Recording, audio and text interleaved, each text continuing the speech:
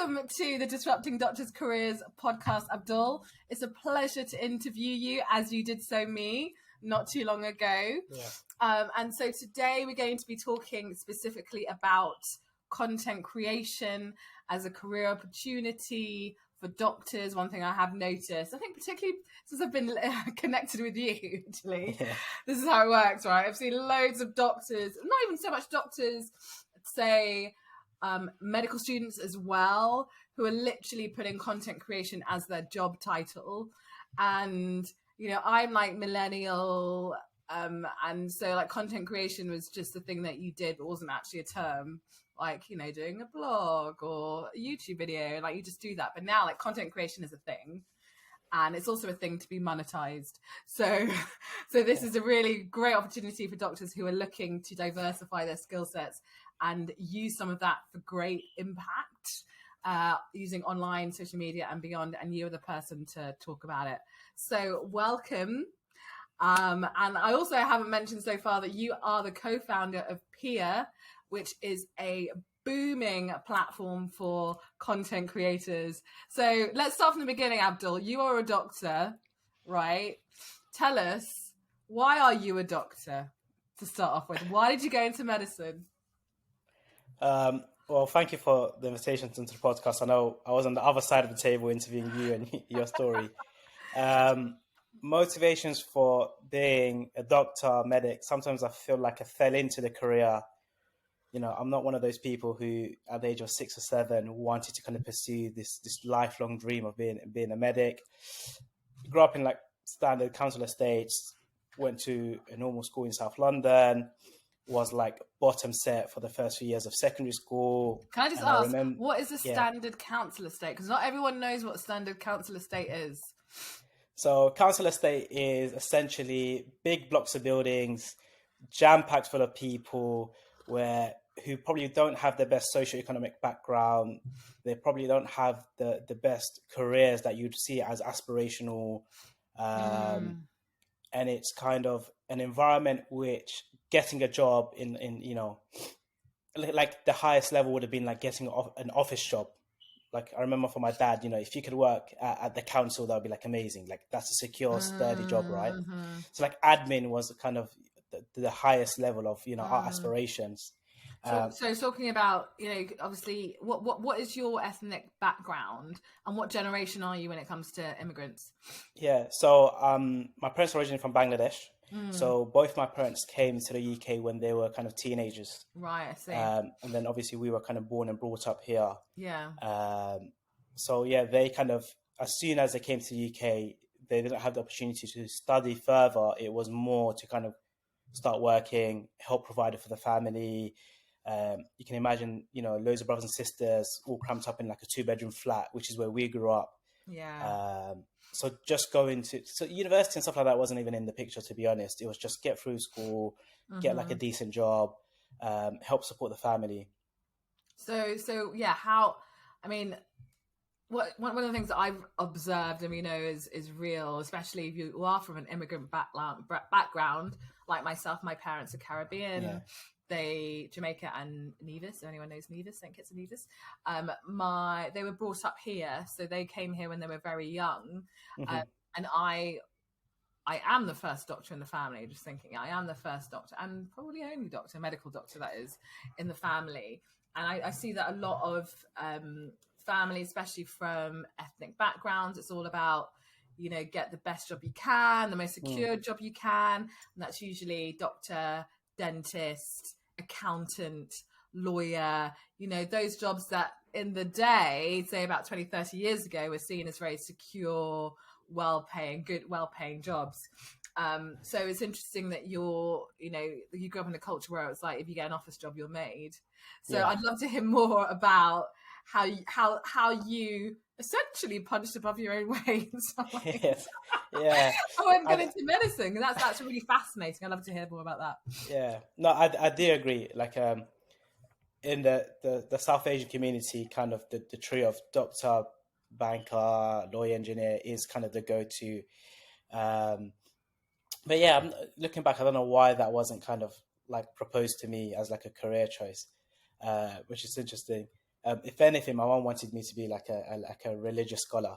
So like even on the opposite end of the spectrum, just so kind of coming back to the story. So I was in secondary school, kind of up until year 9, kind of just coasting along, really no aspirations, just messing around. And I remember in year 9, I don't know if they do it now, but you had to sit SATs, and I did so badly, like awful, and it was maths. I remember I was the type of guy, like I used to get nervous sitting exams. I wasn't comfortable. I didn't like it.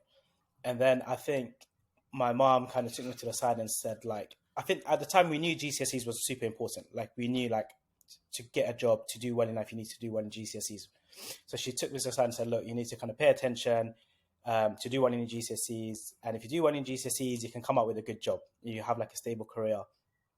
And what happened was, one of my form tutors recommended I needed a tutor. Obviously, I'm not the smartest person in the room, so I needed extra help. And she recommended a company and a guy in particular. And that's when things probably started to change for me. So this tutor I had was a city banker who went to Harvard to study maths. And all of a sudden, once a week, he used to come to our house, or I used to go to his office or his house to study maths and science. And it felt like I entered a whole new world.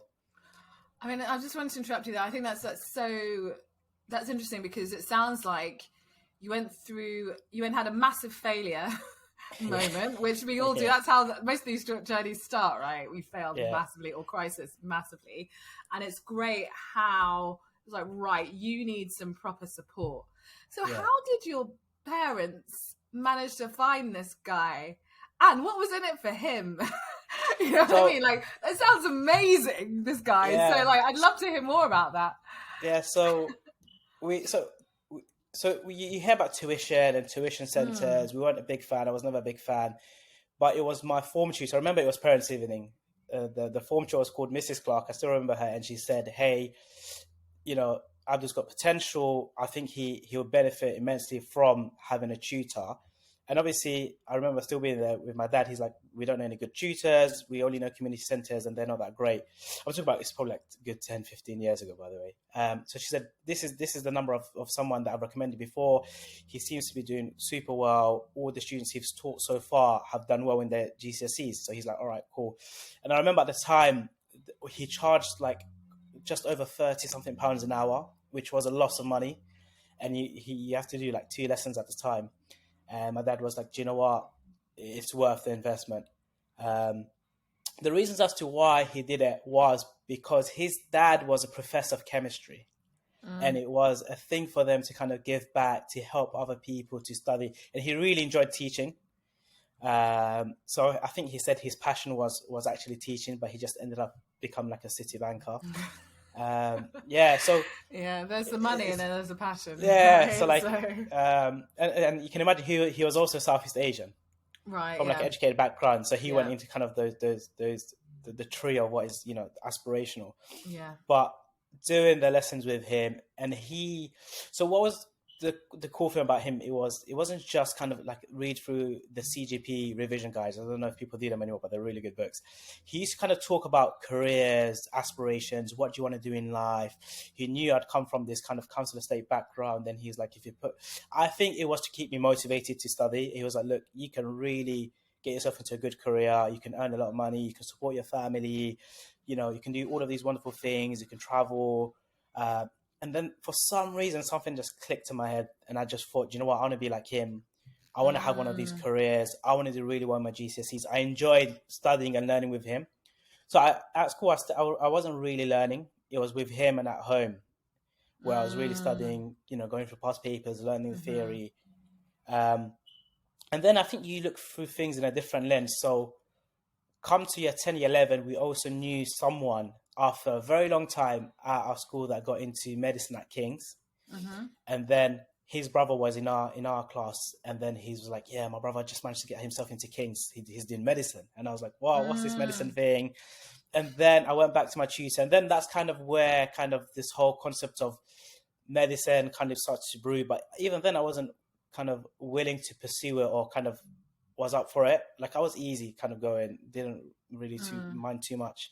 But yeah, long story short, managed to do well in my GCSEs.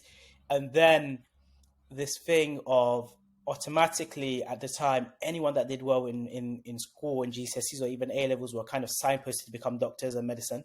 And it felt like if you didn't pursue medicine, it would be such a waste of talent because you did really well in exams. And that was like one of the only things you could do, really, if you're right. Clever. So it automatically seemed like, hey, you did really well in GCSEs, you're going to become a doctor, right? So I remember telling my parents and like, yeah, go for it. And then this idea kind of grew in my head of kind of pursuing medicine. And then you kind of go into this tunnel vision of like, I'm going to do what it takes to get into med school. At the time, we didn't really know anyone that went to med school. Even doing the UCAS application was like a challenge. I remember sitting in the sixth form common room when we were trying to figure this thing out, trying to get references from my tutors. And I don't know, that's why I feel like sometimes I kind of fell into it somehow. And I was super cool with not getting into medical school as well at the same time. Just knowing like, what the chances of someone like me going to med school. But luckily, managed to get into the interview stages, did well when, was fortunate enough to go to King's. Wow.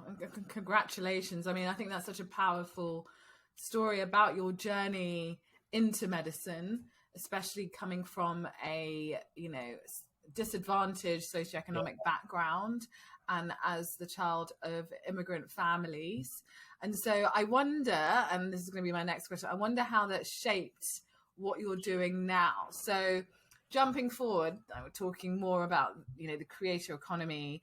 You are the co-founder of Peerr, which is it's an amazing platform. If you haven't seen it, guys, go to Peerr. That's PEERR.io. So that is, originally it was for healthcare professionals and sharing content, educational content around that. But also now, recently, you've actually expanded to any professional. Yeah. I'd love to hear more about why did you start this platform? So Peerr is, I don't know if it was an accident, but it was kind of learnings from the stuff we did before.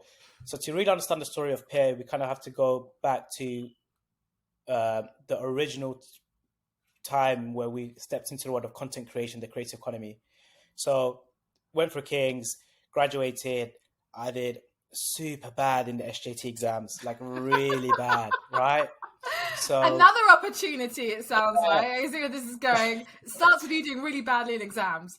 Yeah. So people know. So SJT counts as 50% of your kind of final ranking in terms of where you're placed. For those people that don't know what SJT is, you want to explain that a little bit? Yeah. So the SJT is a situation judgment test, which you sit at the end of medical school, and it's essentially a bunch of scenarios they throw at you as a clinician or as a doctor in terms of, it's always stuff like, a colleague comes in drunk or a colleague comes in and you've noticed he's, been malicious or he's assaulted someone. What's the process? What do you do? And you have to rank it as the most appropriate, the least appropriate. You can imagine I probably did everything wrong, right? You punched him in the face. That's what you yeah.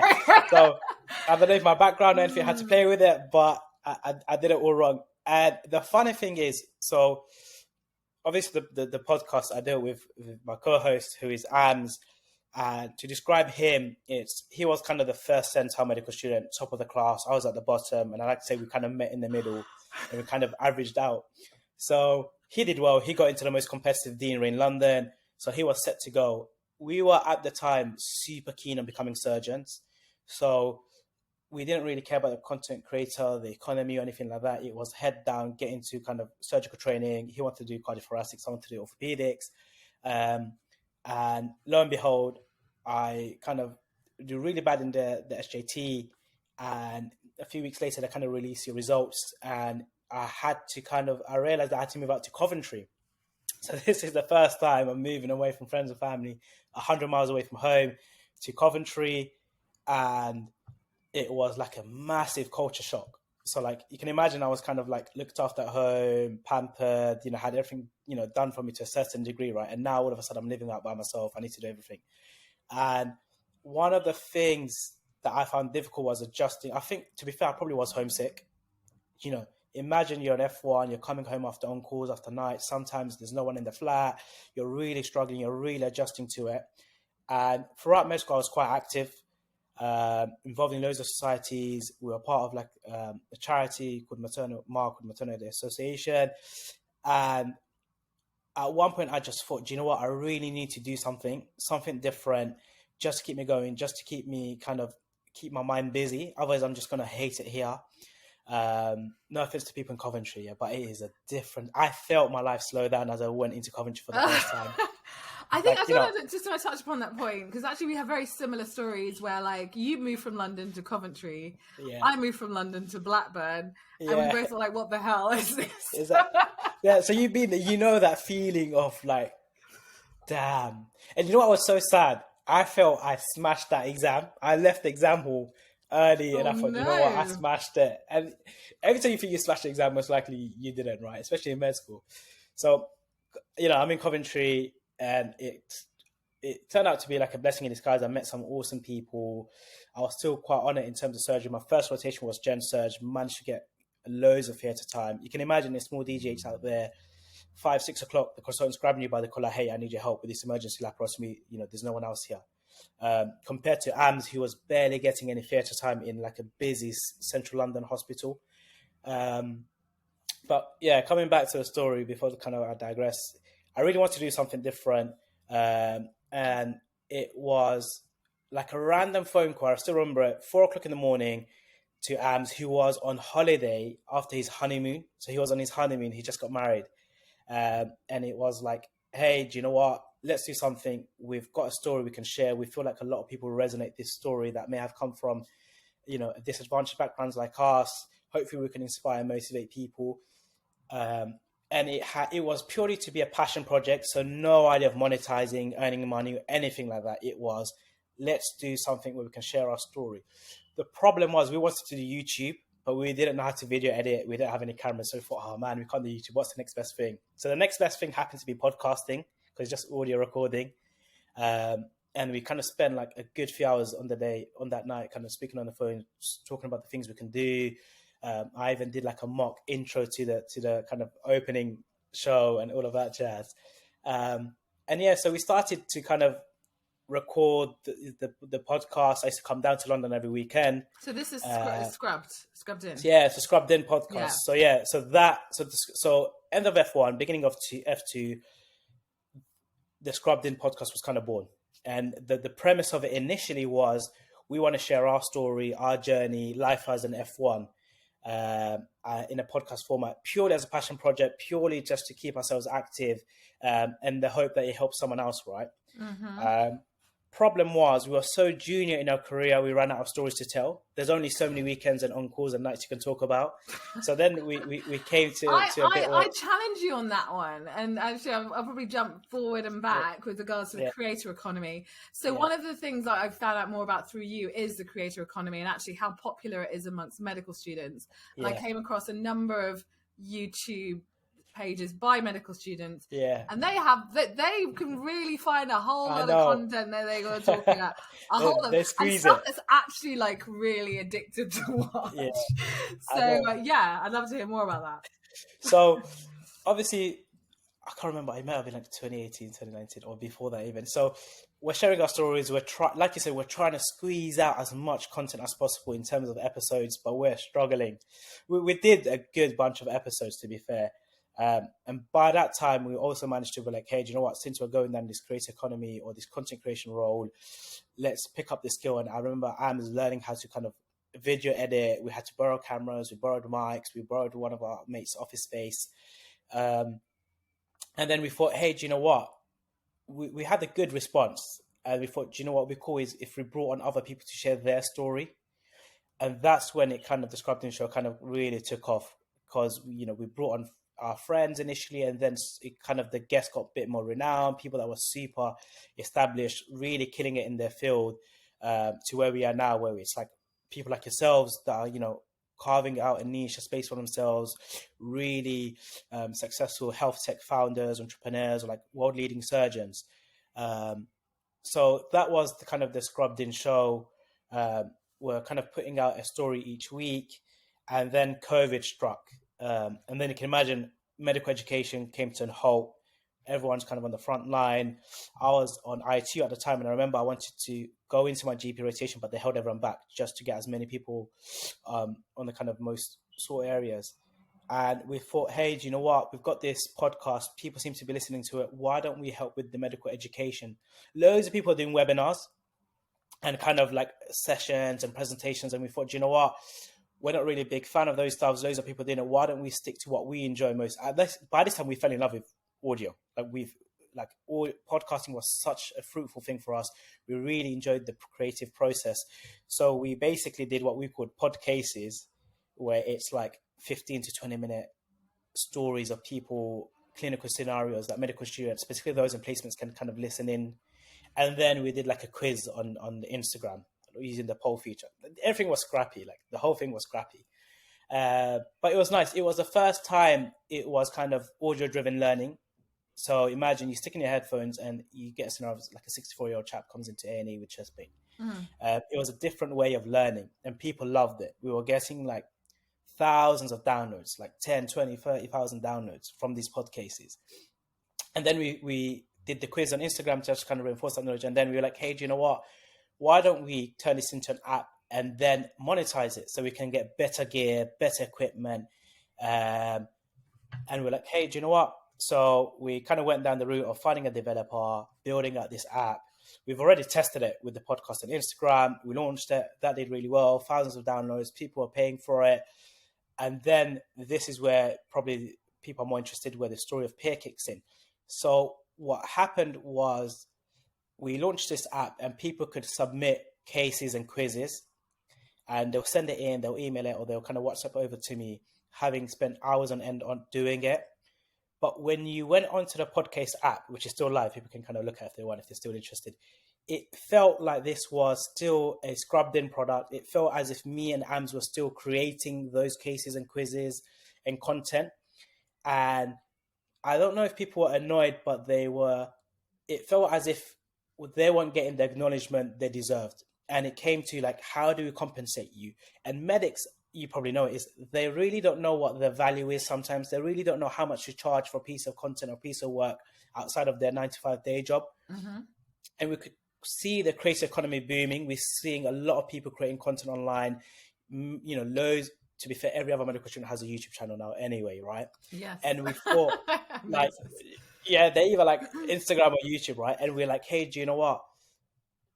People had an appetite of now creating content for themselves, meaning they wanted to have their own bio. They really wanted to have their profile picture. They really wanted the world to know that this individual created this content and acknowledgement is given to them. And they really wanted to kind of earn some sort of money for it. And for a lot of people initially, it wasn't about the money. It was the passion of teaching, the passion of getting involved in something novel. And you probably remember in med school, like this stuff was non-existent. Like you'd write questions for existing question banks and it was like a privilege if they published it, right? Whereas now, like you use a sentence that someone wrote, you know, you better have their name and picture and the whole bio there. Like, people want that acknowledgement. So you could see where the world was going, right? We knew like, hey, do you know what? Like there really needs to be a platform for medics to create content where they can also earn money. So we're like, do you know what? Stop it. We're going to stop podcast and pivot into Peerr. So Peerr, obviously, in the beginning was a platform where anyone that had a passion for teaching could go, create a profile, share quizzes.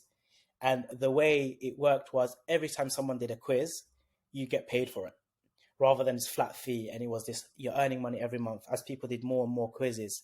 Since then, it kind of grew to other modalities of teaching or sharing content. So blogs and articles, which is probably the most popular one, and more recently courses and coaching. But the premise has always been to give creators a channel, a platform where they can create content, build a brand, earn money, build that community. And it's kind of taken off since then. I think that's a really fascinating story about how it's come to be, how it is today. I've got a lot of questions on the back of that, as you can imagine. And I guess I'm going to focus actually more on, let's talk about it. People are going to be listening to this podcast because they're looking at other career options and ways to kind of side hustle, right? So how does the business model work when it comes to creating content and earning money? So The business model is like super simple. Obviously, you knowing me with all those failures, I'm not trying to do anything complicated here. So what we've figured out, the articles is a good way to explain it. What we figured out is when you embark on the content creation journey, let's say the easiest way for clinicians and medics is writing blogs and articles, right? And putting it out in the world, or having your newsletter. It takes a really long time to start monetizing a newsletter. And that's because you really need to get loads of subscribers. You really need to build that audience. You really need to get that reach. What we realized and figured out was brands and companies, they're more than happy to sponsor influencers. They're more than happy to pay for content, especially if it's in a niche environment or whatever it may be. But if you can collectively put everyone's content together and combine the reach, combine the audience. So instead of saying, I might have a newsletter with only 100 subscribers and you might have one with 100 subscribers. Imagine we've got a bunch of all of these newsletters stuck in together, and all of a sudden we had the reach of about 10,000 people. Brands are now more interested, right? Because they've got that reach, and that's what they're paying for, reach. And we thought on Peerr, if people can contribute articles and they don't need to go out and kind of design their newsletter, they don't need to build their own website, they don't need to build their own platform, they just share the content. And collectively, if we can go out to the brands and companies and say, hey, do you know what? On the platform, there's thousands of people reading all these different articles. Do you want to advertise your company? So they'd basically pay to have something sponsored, or they pay to have an ad running. And the money we got from those ads, we'd then share with the creators, depending on the number of views, the number of engagement, the number of times it's been shared. And the beauty of it was, and I think one of the things we're quite happy about, was a lot of people earned their first dollar or their first pound online through Peerr, especially clinicians. And these are people that wouldn't have earned anything for a long time. Whereas all of a sudden you're churning out a piece of content, you might do well and you're earning something. And we know it's not life-changing amount. You probably pay for a coffee or a lunch, but it's collectively working together, collectively putting out that content, getting that reach and leveraging it, and allowing these creators to get paid. So it's about community and collaboration, and so it sounds quite sustainable. Yeah, so hopefully if people, continue sharing valuable content, people are benefiting from it, and we can go out and show these brands like these are the people you want to target, you want to get in front of. Then hopefully it continues working. And then the second model now is we're now allowing people to create courses, do coaching sessions, and then you can kind of pay to access those features. But the key thing is to create this economy, this ecosystem where the money generated is kicked back to the creators, to let them kind of not worry about earning, not worry about going out to different brands and companies, but focus on what they do best, and that's teach and share knowledge. Yeah, I mean, I think that's, creator economy is definitely expanding. I've seen it on obviously, YouTube is essentially a creator economy, but it's really picked up in recent times when talking about how much money goes back to the creators themselves. But still, I mean, how much of a long game are these things realistically? So you talked about earning a little bit, if it does reasonably well. Like, how much work does someone really need to do to say, actually, I can earn a reasonable side hustle from this, whereby it's more than a coffee, it's more like half my mortgage. Do you know what I mean? Per month. Yeah, for sure. Or like a lot of people, I can leave my job and do this. Do you know what I mean? That's what a lot of people are aiming for as well. Yeah. So we have a theory around that, where it's obviously the dream for lots of creators is kind of, I want to create content, I want to leave my day job. We feel the future in terms of the creator economy so we're focusing on professionals. We know there are lots of people that enjoy their day jobs as well. And not everyone wants to be a full-time content creator, because that itself comes with its own responsibilities and pressures. Yeah. We see the future as the vast majority of professionals will also be content creators on the side. It will just be something they do. And it may not necessarily be for money. It may just be a passion thing. It may be, and I'm sure we'll come on to it, content creation has an immense amount of value and benefits outside of the money in terms of personal brand, opportunities, exposure, credibility. And for us, we really want it to be a platform where, if you're fortunate to be able to leave your day job, if you really hate it and earn money as a creator, then fair enough. But we want it to be a place where it's an environment where you can share content, but you probably still continue your 9 to 5.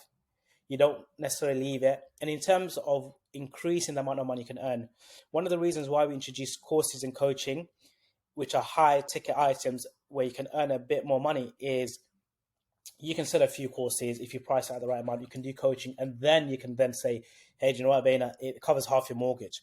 And it's basically guiding. If you go to Peerr now and onto any profile, it basically eases you into the world of content creation. So it's write an article or two, earn a bit of money. If you really want to take it a notch up, start doing coaching. If you really want to take it a bit higher, then do courses. Sit down, spend some time, build out a course, charge, you can be £10, it can be a few £100s, and get that kind of passive income thing moving. And we move you across this creator journey if you really want to go down that route. And the beauty of it on Peerr is it's all in one platform. So you don't need to go to one platform for coaching. You don't need to go to a different one for courses, and you don't need to go to yet a different one for newsletters and kind of articles. Mm-hmm. So it's doable. It means we just need to work super hard and kind of get that economy, that ecosystem going, similar to YouTube, right? Mm. I mean, I think it's really fascinating, and obviously you've identified a real niche for professionals to use the platform. I mean, what other examples do you have of platforms for content creators that doctors could also explore as an option? So I've recently become a big fan of LinkedIn. Like, LinkedIn felt a bit too professional for me. It felt a bit too corporate. So for us, we've had phases. So there was a time we loved Instagram. And that's where we kind of grew the brand, where we started. And it was like a really fun place. You're sharing images, you're doing stories. And then we felt like the stuff we were doing probably didn't fit Instagram. Then we jumped onto Twitter, and we really loved Twitter. We loved kind of the short, concise. It felt like you're reading a book, as when you're going through your feed and you're learning the best from the people, right? And then more recently, when we realized that the people that we're trying to target, the people we're trying to encourage to become content creators are professionals, that's when we kind of jumped in on LinkedIn. And LinkedIn is an incredible place, and I think it's very good for doctors. I'm starting to see more and more clinicians join on to LinkedIn. And it's the easiest place because it's a very supportive environment. There's loads of clinicians on there. All it takes is sharing your thoughts, your ideas, your insights. And it's really good for personal branding, credibility, kind of showing your passions. And I think, what the advice I'd give to people that want to become content creators is find the platform you feel most comfortable with, where you feel that your community is there. Because for some clinicians, they don't want to write articles and posts. They might be visual people, right? And YouTube or Instagram might be the one, or maybe some people don't have all the time in the world. They want to do short bursts of information. Twitter.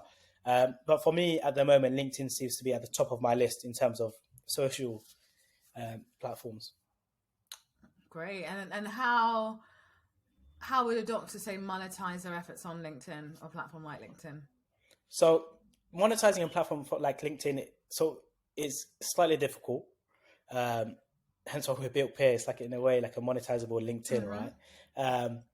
The way to monetize content or kind of go down this creator economy route where you are earning money is the most powerful thing you can do is two things: is build distribution and build an audience. Because they are the people at the end of the day, either you will be selling products to or services, or companies will be interested in accessing through you. So let's say you're on LinkedIn and you're posting loads of articles or posts or kind of your thoughts, and you're really garnering this kind of big audience and community. You may then launch your own newsletter, or you may do like a course, or you may do coaching services, because over a period of time, you've really established your authority. You've really established your credibility. You may be, so AI is popping right now, right? So let's say you are a clinician, you're really into AI, you're learning about all the cool things about AI, you're out there posting things, and maybe you then think, hey, do you know what? Now it's time for me to monetize. You can go down the newsletter, get different AI companies to sponsor that content. You can do coaching services, consulting services to other companies that are looking to get AI or get a clinical input for a health tech company. You can do a course on understanding AI. There's loads of ways of monetizing. But I think the advice I would give is, before you start monetizing off the back, spend some time really building a community, building an audience, building those distribution channels, because that's what's valuable to both you as an individual and to companies that want to may sponsor some of your content. Because one of the biggest ways creators make money is through brands and sponsorships, if they're not selling the products directly. Yeah, I mean, actually, that leads to my next question. So, I mean, obviously, Peerr was built so that content creators don't have to worry about who they have to go out to. But if you are someone who's like really building your personal brand and looking for sponsors or partners, I mean, what would you advise? I mean, like, for example, what do you do when it comes to looking for the right, deciding what are the right partners for your platform? Like, how do you make that decision? How do you actually do the outreach? Like, what advice would you give to doctors who are looking to do that? So one of the best pieces of advice I got when we were starting to look for sponsors, when we were starting to monetize the podcast, which was, I think, more kind of relatable to people that are kind of starting this creator journey. So we've been doing the podcast for like a year or two, and then we realized, hey, we've got good reach, good number of downloads. Let's reach out to companies and see if they're willing to sponsor podcast episodes. And one of my friends he's like a Citibank ex-Goldman Sachs banker, who's like a big YouTuber now. He said a lot of creators think the sponsors will come to them. They think, hey, I'm doing really well. All of these brands are going to be dropping you loads of emails. They're going to be, at your feet. It doesn't work like that. You really need to graft in the beginning and go to these companies and sponsors and really tell them why they should sponsor your podcast or why they should sponsor your article or your YouTube video. And the best way to do that, and we'll use our example. Our example is probably a good way because it's real. We had loads of medical students listening to the podcast. We knew that medical education platform or quiz banks will be interested in getting in front of these medical students. So what we did is we made a list of all the different question banks. We approached them and said, hey, this is the Scrubbed In Show. We do XYZ. We have X amount of downloads. Would you be willing to sponsor a podcast episode? And we're going to give you a shout out. We're going to run an ad. We're going to stick your logo on the podcast art cover and really selling it to them. And then they'll kind of be like, send more details, tell us the demographics and screenshots, and you do all of that jazz. And then you kind of get your that first deal. I remember the first podcast episode we sponsored was like £20 or something. And I was like, whoa, £20. Someone's going to... That's a really great start. Yeah. And shout out, it was QuesMed. I remember it was QuesMed. Oh, it's like £20, £25. And I was like, whoa, AMS, bro, we're going to be rich. We're going to kill it overnight. And it was then things kind of changed a bit. We're like, hey, do you know what? This thing is real. You can make money and stuff like that. But even then, we weren't too fussed about the money because we knew like it was still sensible, but it showed that you can monetize content.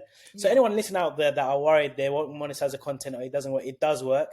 It's just sometimes it takes a while, and we're so used to seeing kind of the Ali Abdals, the Common Medics with like millions of subscribers absolutely killing it. Them a journey in itself, right? They started from scratch too. Oh, of course. So yeah, if you look into challenges. Yeah, so like Ali Abdal was making videos while a medical student for many, many years. And then recently took off. Even Karma Medic, like he was, churning out videos after they got hundreds of videos.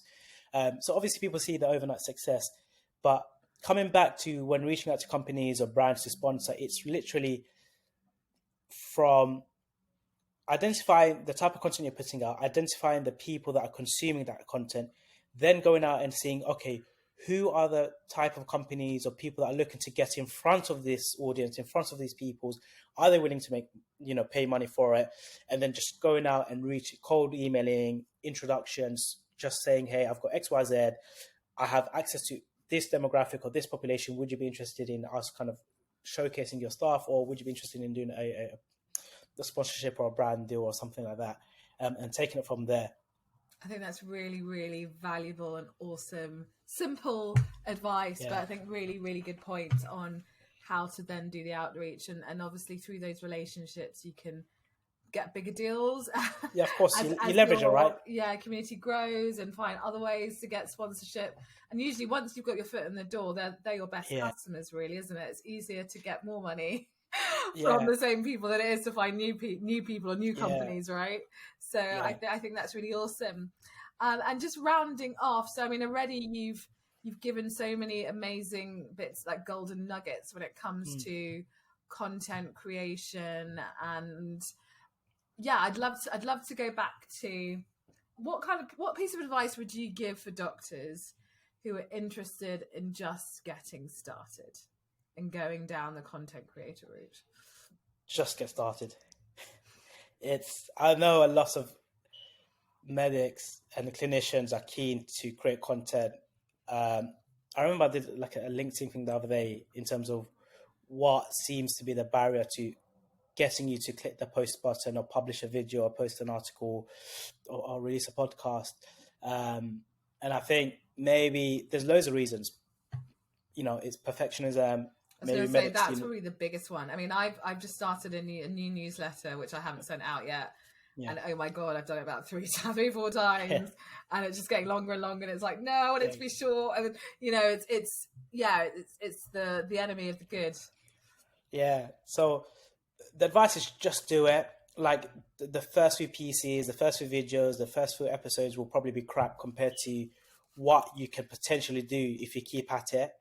And I remember it's the saying, like, if you're not embarrassed of your first product or your first thing, you've launched too late, or it's too late, right? And I think it doesn't need to be perfect. The beauty in content creation or the creative economy is the imperfections we bring as individuals. Like, there's loads of YouTubers out there, but it's your unique way, your unique journey that allows you to maybe explain things differently, that someone may resonate with your video as to someone else's video, or your piece of content compared to someone else's. It's put it out there, be confident, be open, learn from feedback, learn how to improve. And there's so many tools now, even like this AI stuff, it gets you over the kind of the writer's block. If you don't have any ideas, like an example is I was struggling with the title of an article. I put it into AI. I was like, give me an title. And they gave me like loads of banging articles. I had like titles and I used one, right? I have got into ChatGPT recently, I have to say. It is really good. It's so good, right? It's like it helps you in that process. So there's really no excuse to not create content. And I would say, even if you hate it and you really want to be, let's put it in a different viewpoint, in the sense that you might not be a big fan of content creation. You might find it a bit embarrassing. You might find it a bit cringy. You might think it's like a fluffy thing to do.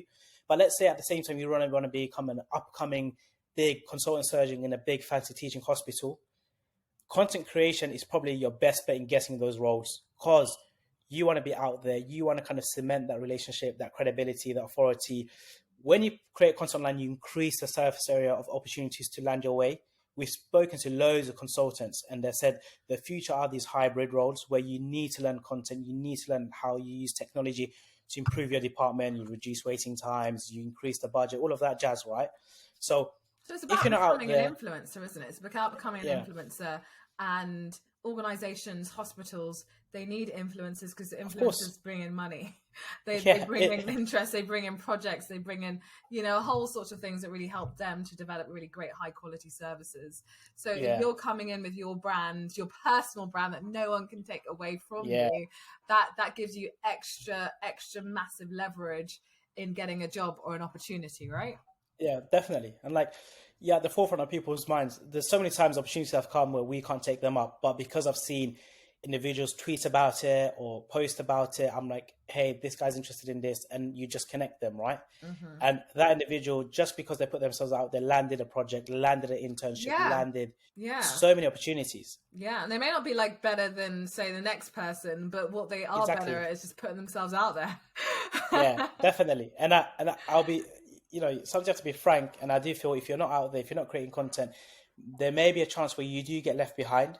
Yeah. And it's not because you have a bad skill set or you don't have the right experience. It's just, the squeaky wheel gets the oil. All of those type of things really do come true. And we've seen it countless number of times where loads of opportunities, you can have someone that maybe doesn't have the best skill set, maybe doesn't have the best experience, but what they did was they were vocal, they were out there, they were connecting, and they used one opportunity to get the next one. And by the end of it, they're really seasoned. Yeah. And then you have someone who may have been ripe for the job, but because no one knows about them, they're not getting it, and they're kind of stuck. Yeah. And they end up, hating their career. They hate their day job. They really want to leave. They want to do something different. And then when they do want to go do something different, they don't have the experience and opportunities to land those roles, which I'm sure you probably know a lot more than me about. So I think all doctors need to learn how to be their best self-marketers in a way that works for them. I have to be very specific about that. It doesn't mean you have to dance on LinkedIn or Instagram or TikTok. There are loads of doctors dancing on TikTok. They don't need to do that. They can if they want to, but they don't need to do that. Yeah, I agree. Yeah. And I think I was going to say, I agree. Yeah, I agree. The one thing I did want to say before coming on was you don't need to follow and see what other people are doing. And you may see people going viral on TikTok and think that's the next platform to be on. Like I said before, I think find the platform that resonates with you the most. Find the platform where you want to be part of that community and build there, and just build and grow. You know, it doesn't happen overnight. It does take time, but I can promise you it's definitely worth it. Yeah, 100%. Well, let's end it on there. Thank you so much for your time, Abdul. I've really learned a lot from this time with you on the content creator economy, which is the current, it is the future. I can see it happening as we speak, especially from a generational perspective too. But just to emphasize, this opportunity is not just for doctors who have like made it in their careers. It's for anyone at any stage. And the key thing here, from what I understand, is that you need to pick something that you are passionate about, you're interested in. It's something that you would do as a hobby, and money isn't the primary gain from it for you, because the money will come. And if you're looking for a platform where the money will come, as long as you keep on producing stuff that you love, Peerr is that, right? Yeah. Peerr.io, everyone. See, I'm promoting it for Abdul. Thank you so much, Abeyna. Yeah, no, you sell it better than me. Yeah. Awesome. Well, thank you so much. If anyone wants to reach out to you, what's the best way of doing that? We're probably on all the platforms, to be fair. Maybe LinkedIn. You can drop us an email at hello@peerr.io. Instagram, the Scrubbed In Show, I think, or the peerr.io on Instagram. So yeah, just search it, Google it. It's like everywhere. Like, we need to be everywhere, right? When you're creating content, he's everywhere. It shouldn't be too difficult. He's to find behind us. you right now. I want content. Take care. Thanks for joining us. See you later, Abeyna. Yeah.